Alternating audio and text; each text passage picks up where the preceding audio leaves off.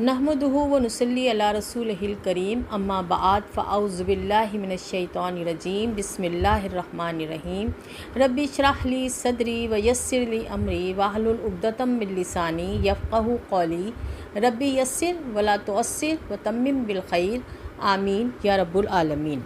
अस्सलामु अलैकुम व रहमतुल्लाहि व बरकातुहू। अरबी ग्रामर में सबक है हमारा मुरक्कबे जारी यानी हरूफ जार प्लस इसम मजरूर।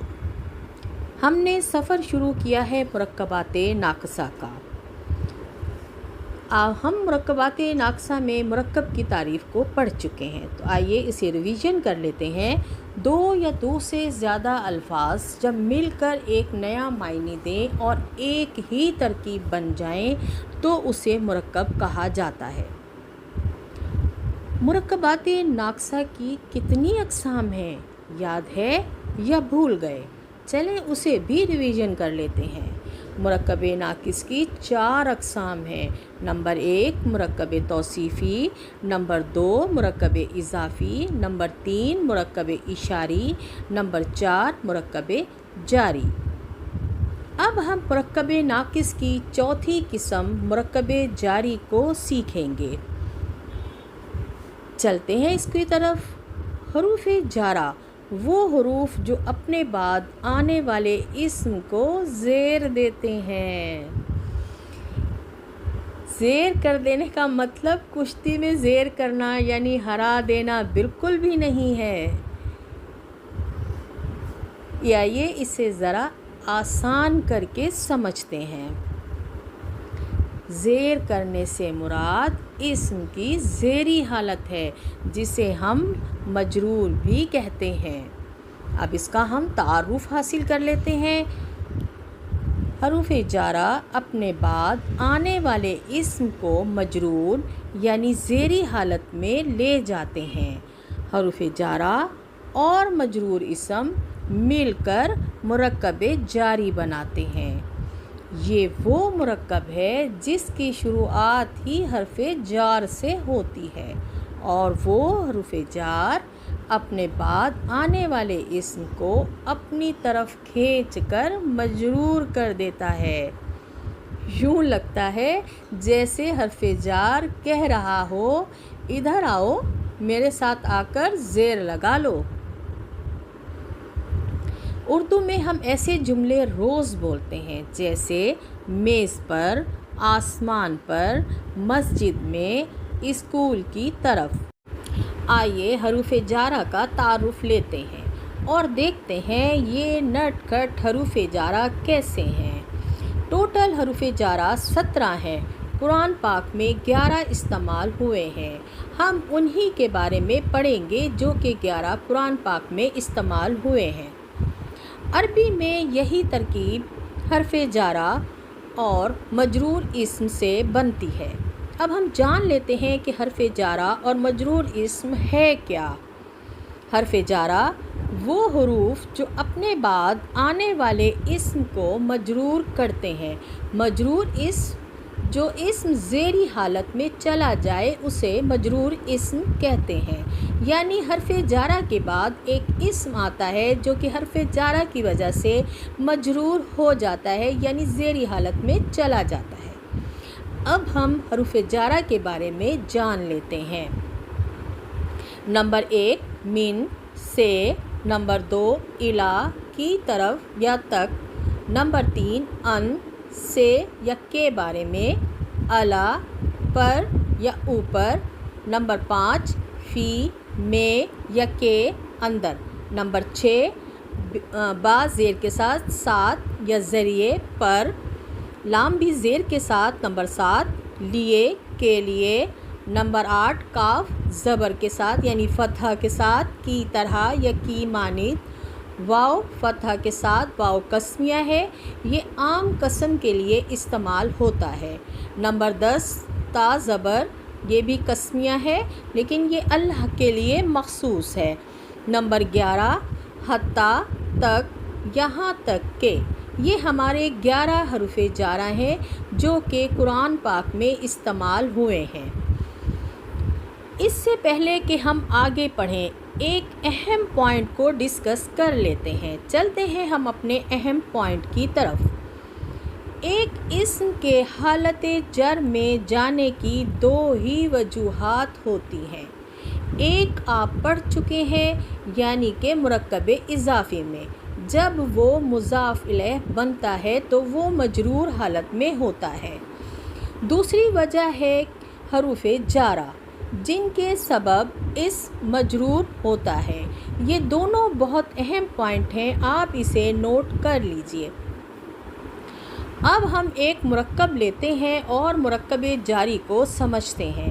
یہاں ہم نے مرکب لیا ہے میز پر. ہم دیکھ لیتے ہیں پر کی عربی ہم نے پڑھی تھی ابھی، وہ ہے الا، یعنی پر کے لیے ہم حروف جارہ الا استعمال کریں گے.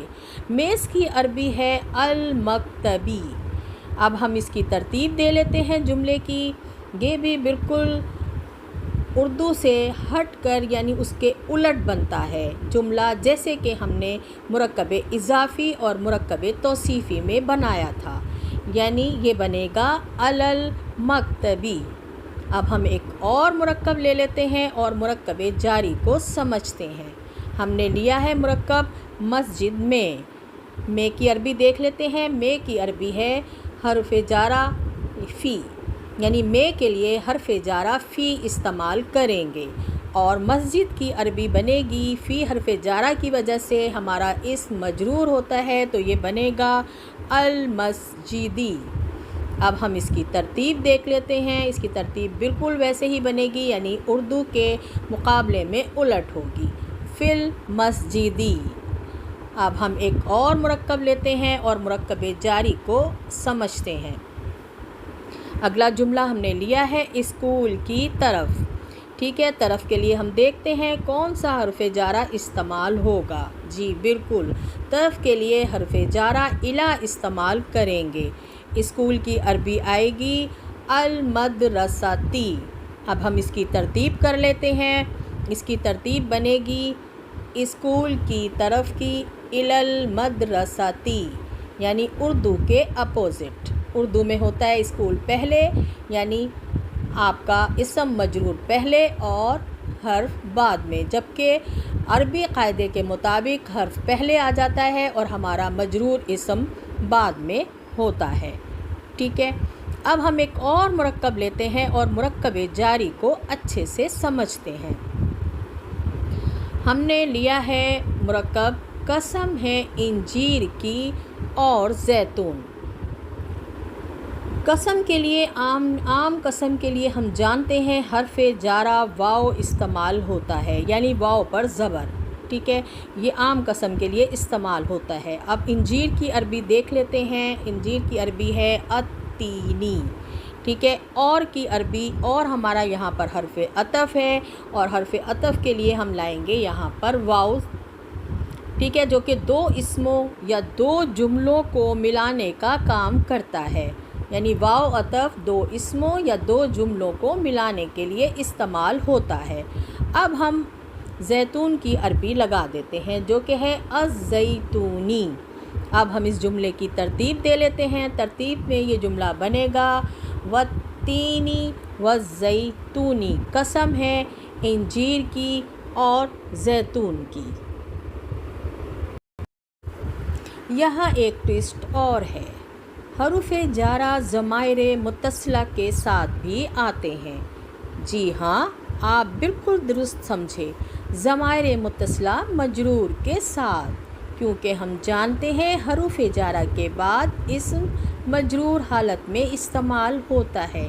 اس لیے ضمائر متصلہ بھی ہم وہی استعمال کریں گے جو کہ مجرور ہیں.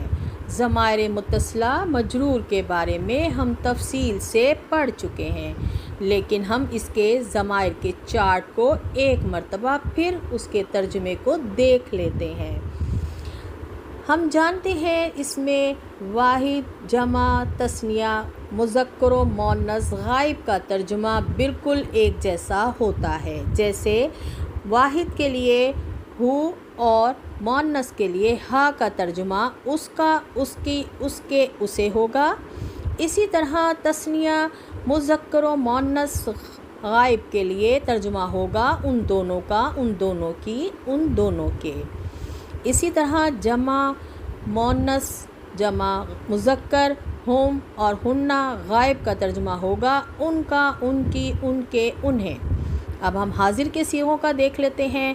واحد مذکر اور واحد مؤنث کا اور کی کا ترجمہ ہے تیرا، تیری، تیرے، تجھے۔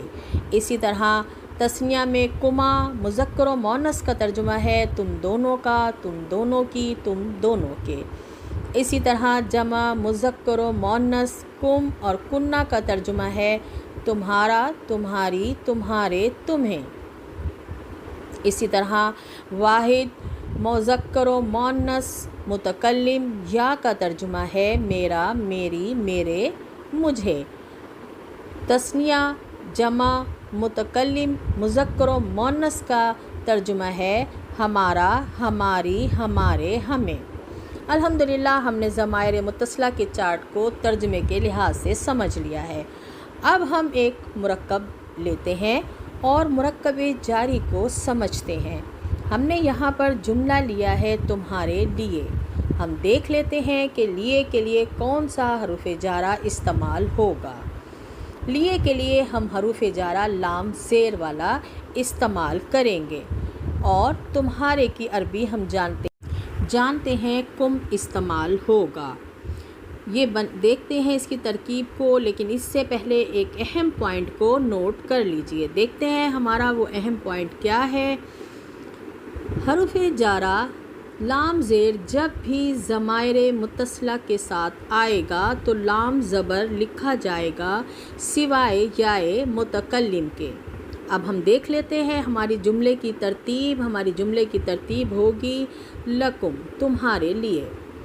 اب ہم ایک اور مرکب لیتے ہیں اور مرکب جاری کو اچھے سے سمجھتے ہیں۔